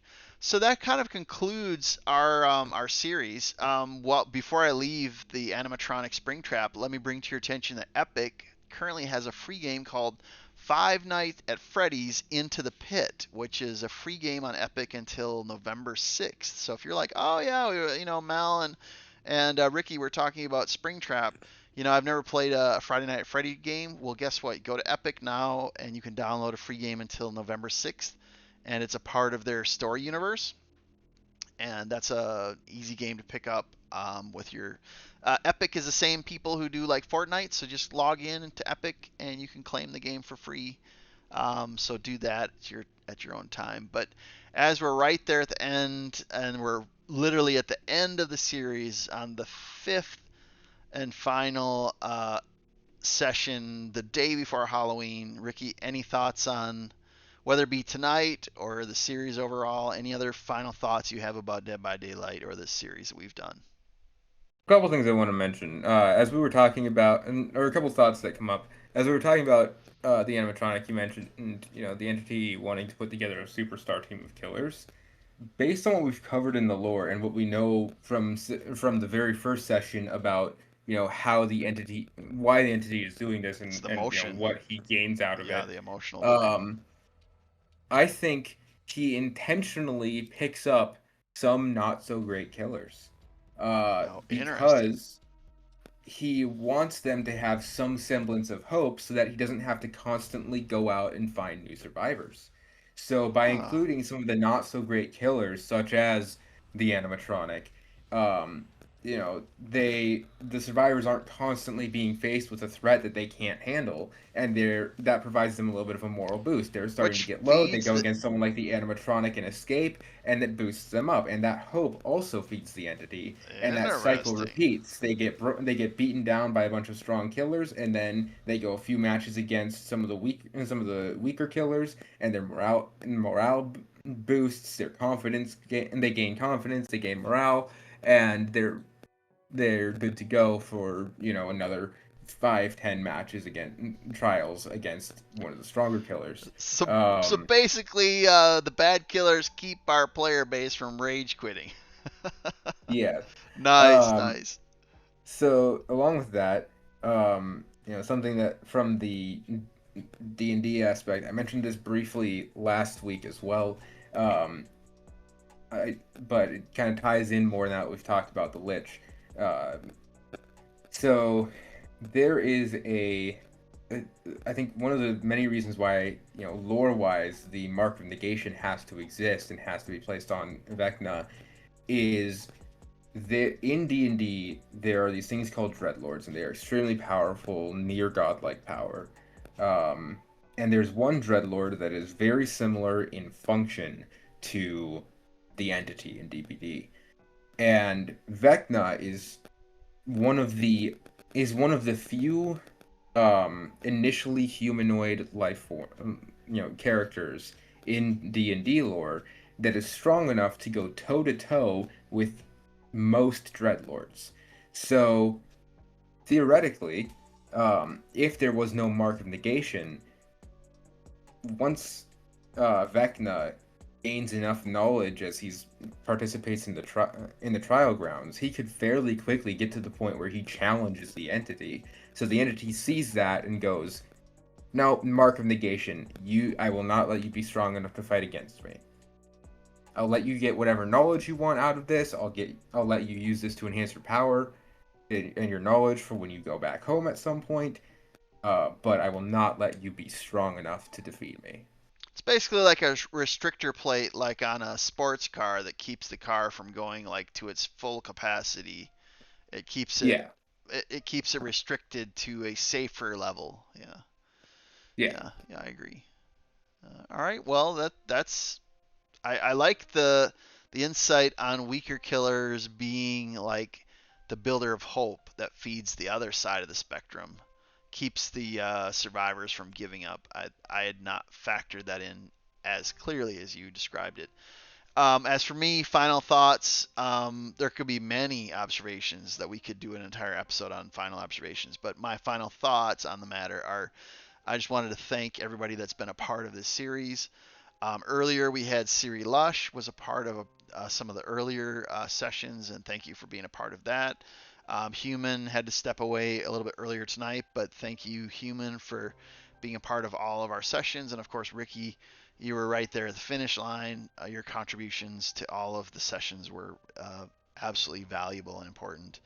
But final observation, I think that this series shows us that although we, the gamers, play the game just to have fun, I think this series has shown us that there's a lot of thought that has gone into the building of this game. And I hope that this series has, for those that watch the sessions that get put on YouTube at a later time, or you find this video down the road, I hope that you've enjoyed the series.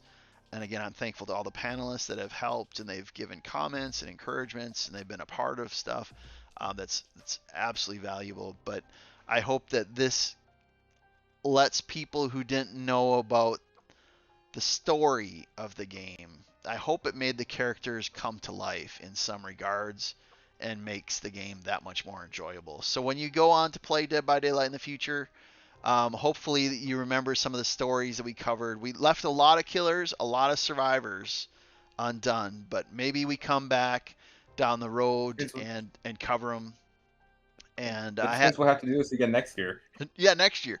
And I'm also sometime in the future I want to do a map lore series where we like go into Kill with Friends and we enter into a map and we just do like a walking tour of the map and we talk about the map lore.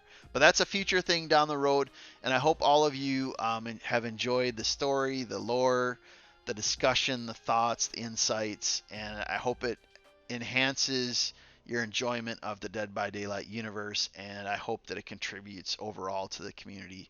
And I hope all of you have a great night. So be good. Peace. Peace out, everyone.